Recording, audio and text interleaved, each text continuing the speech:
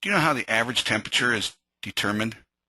Well, my son played Little League Baseball with a number of years ago with a TV weatherman, and he shared with me that they take the high for the last 10 years and average it, and then the low for the last 10 years for that day and average it as well, and that's the average high-low, and they say, hey, it's either hotter than normal or colder than normal.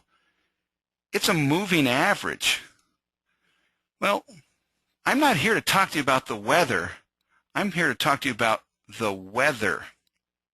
A beautiful thing, English language. Words that sound the same, spell different, mean different. I'm talking about whether something is hot or cold. Not as in temperature, but as in popularity. Right? Whether something moves up or something moves down. Right? And if the stock market is that prices are high, man, we say it's boiling. We say it's a hot market. And when it's down in the dumps, oh, it's frigid, or treats you frigid. Again, we're not talking the weather like it's outside, but we're talking about whether a stock will move up or down. We're here to trade options on stocks, not options on actual thermometers. Let's quickly define stock. One place to look would be Investopedia. They tell that a holder of a stock, a shareholder, has a claim to a part of the corporation's assets and earnings. In other words, a shareholder is an owner of a company. We're going to look at stocks where there is no ownership, there is no assets. We're going to look at stocks that measure. And since they measure, just like a thermometer measures, I like to call them weather stocks. Now, these are instruments priced by two models. One is the change of an underlying issue, and the other is the marketplace, supply and demand. Now, technically speaking, they're not stocks. They're exchange-traded funds, also known as ETFs. And countless ETFs exist, but we don't care about the ones that just measure. We care about the ones that you can trade, and specifically those that have options, and more specifically still, those that have liquid options. On this presentation, we're going to talk about 6: FAS and FAZ, TZA, VXX, SDS, and SSO. And I'm not really going to talk much about SDS or SSO. We're going to focus on the top 4. Now, FAS and FAZ, these are bear and bull banking thermometers. Here's a list of some banking stocks: Bank America, Citigroup, JP Morgan, US Bank, Wells Fargo, and there's many more. It's my premise that banks have problems. And if it's not for the government put, well, this is a term meaning the government's there to make sure that banks don't fail. Without these problems, a lot of these banks would fail. They made lots of bad loans. They've done all sorts of problems. I'm not a big fan of banks. But having said that, you can trade bank stocks, and more specifically, options on bank stocks, to great success following our system. Now, the government put this is to protect the market from a decline for the sake of the economy. I believe it creates a bigger problem for later. Bank stocks that were too big to fail are now too bigger to fail. And we have a lot of banking flops. In 2007, there were 3 banks that failed. In 2008, 25. 2009, 140. 2010, 157. And 2011 is still going on, but I think it's on pace to be a record for these years. I personally have had a number of banks fail. I like to think that the value of banks is a window to the soul and outlook of the recession and the economy. If bank stocks are doing bad, we're not going to recover. And if bank stocks are doing pretty well, we can recover. Because let's face it, this recession, the Great Recession, is based on poor lending practices from banks. Now, we're going to specifically use 2 stocks to measure banks. FAS and FAZ. F is financial. A and S and A and Z, they're just to differentiate. Both of these stocks are 3X. FAS is a 3X bull and FAZ is a 3X bear. Basically, they take the change in the underlying bank index from a day to day and multiply that 3 times. Investing in these is a bad deal. You're not trying to get a long-term growth or a long-term failure by trading these instruments. You're looking for the change from day to day. Let me show you why I say it's a bad deal.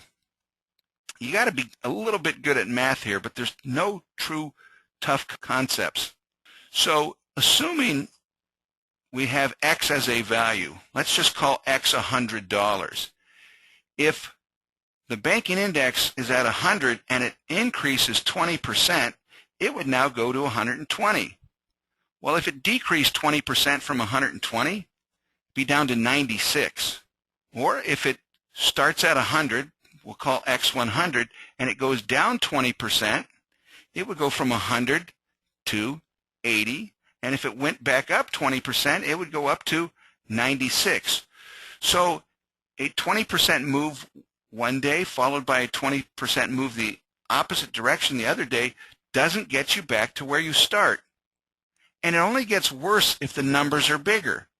If you lose half your value from 100 to 50, but you gain half back, you go from 50 to 75. This bad math will show up in an inverse chart. Here we have SDS and SSO. These are inverse to each other. When one goes up, the other goes down, and vice versa. Now, if you look at quickly, it just looks like it's a mountain and the reflection of a mountain in a pond or lake. You might say, when one goes up, the other goes down. I see the structure. But if you look closely, the scale is slightly different. These are day trader stocks. And a friend of mine traded with Wachovia Bank in his IRA, trying to get leverage because you can't normally get leverage in your IRA. Now, there are brokerage firms that will let you trade options in your IRA, but not Wells and Wachovia. And not only did they not want you to trade options, they didn't want you to own these day trading stocks, certainly not for the long term because of the bad math behind it. I feel really sorry for my friend because he wanted a multiplier bull gold stock. He was very confident that gold was going up, and we had this conversation when gold was under $800 an ounce, and gold had since doubled from there, and if he could have gotten that 2 or 3x times, he felt he would have made a ton of money. Again, 3x and 2x bull and bear stocks are generally meant for day trading, not investing. Again, they are not for buy and hold. They're meant to trade. That brings a question. If they're a bad investment, is options on them a bad deal? You think about it, these stocks sort of have a decay themselves, and options have a decay. Are you getting a decay on a decay? Well, my answer is you're getting leverage on leverage, and we are looking to use these to trade in the very short term. Again, these are specifically 3x. They get 3x the movement, 3 times the movement of the underlying, and the implied volatility is 3x as well. If it wasn't, there'd be a risk-free arbitrage situation. The true market will not allow that. So here's some insight. The markets crash faster than they rise. Therefore, I like FAZ better. Here's the nice thing. We can get some very big moves. Here we have an option that closed at 22, opened at 22, and traded to 82. That's almost 400%. But the low at 9 cents compared to the last at 78 cents, that's 800% plus. There's a lot of leverage in these stocks. Here's a move from October of 2010 on FAS. On expiration Friday, this particular option traded for 3 cents and then traded down to 1 cent. It made a high of 61 cents later. It sold off some, 3 cents to 61 cents. That's fabulous. And from 1 cent, it's even better still. Here's FAZ in November 2010. It opens at 12 cents, more than quadruples up to 54 cents. Here we show two moves, the overnight move from the close of one day and the intraday move from the open of the next. This option closed at 1 cent. Right? You could have bought it for 1 cent. Well, you certainly could have bought it for 3 cents at the open. 3 cents to 18 cents is 600%. It is worthy of your attention. You'll notice that last slide showed the stock around 11. This slide also shows the stock around 11. I know that because I'm using the $11 strike call option. This is a pre-split strike price. FAZ had a split. I would encourage you to watch the section on splits to get more insight to what we're about to see. Bottom line, this option went from 7 cents to 23 cents from open to close. Here, shortly thereafter, we have FAZ at $40. FAZ did not rally from 11 to 40. No, FAZ did a 1-for-5 reverse split, and it was a good thing. It gave great opportunity. And here's an example of an opportunity. From 14 cents at open to $1.14 at high. That's 700% in a day. We're not always going to get 700% moves. Our moves might be closer to 400%. The neat thing also about FAZ and FAS, they mean revert. Again, there's a whole section in the course on mean reversion. We call it doubling back. First of all, look at the call in the upper left. It closed one day at 72 cents. It opened the next day at $2.13, basically tripling from open. That's one of our setups. Notice the put. It went from 205 to 82. It got more than cut in half. But from that point, it was able to rally nicely. This is a 2-day move. On June 1st, this option opened at 11 cents, and on June 2nd, it hit a high of $1.86. A follow-through. We can get continued move. Again, we showed the slide from June 1st to June 2nd. Let's look now at June 3rd. It's all the way up to $2.51. Some of these moves are more than one day. Again, we're looking at them on a daily basis. We don't necessarily have to get out on a good move. What makes FAZ and FAS amongst my favorite stocks is the fact that they cross strike prices. I drew lines at 50, 51, and 52 showing where the strike prices are. I guess I could have drew a line at 53 and 49 as well, but they didn't cross those strike prices in that day.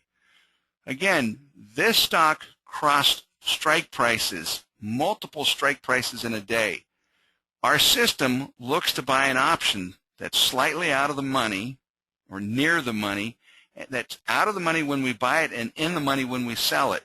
There were lots of opportunities on June 10th. Here's an example. We have an option that was 4 cents that went to $1.57. Well, $1.58 the high, but I see the last here at $1.57.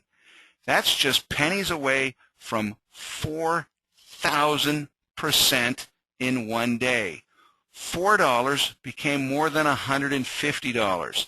$40 became more than $1,500. This is a big move. FAZ will give you these kinds of moves. Please, please, please put this stock on your short list. Here's a move from 48 cents to $2.28 from open to high. Now, it gave back most of this move, so you have to time your entries and exits. Well, the interesting thing is it also moved from 12 cents to 55 cents. right? The open, the first trade of the day is 48, has to be less than the highest trade of the day because the open is the first. It has to be before. The low of the day, the 12 cent, had to have come before the last trade of the day. I know that because the last trade is the last trade. This stock allowed this option to move 400% twice in one day. So some of the trades we might look in the morning, but we might also look late in the day. Here's an option. It opened at 41 cents. It traded up to 63 cents. That's the opening price and the high. But in between that somewhere, or during the day, it got down to 2 cents. And then it closed at 20 cents. This is 10 times your money. I guess when I see an option that's 2 cents and costs me $2 a contract, if it makes sense, if I buy 10 of them and invest or risk, whatever you want to call it, $20, if I'm wrong, well, darn it, I'm out $20.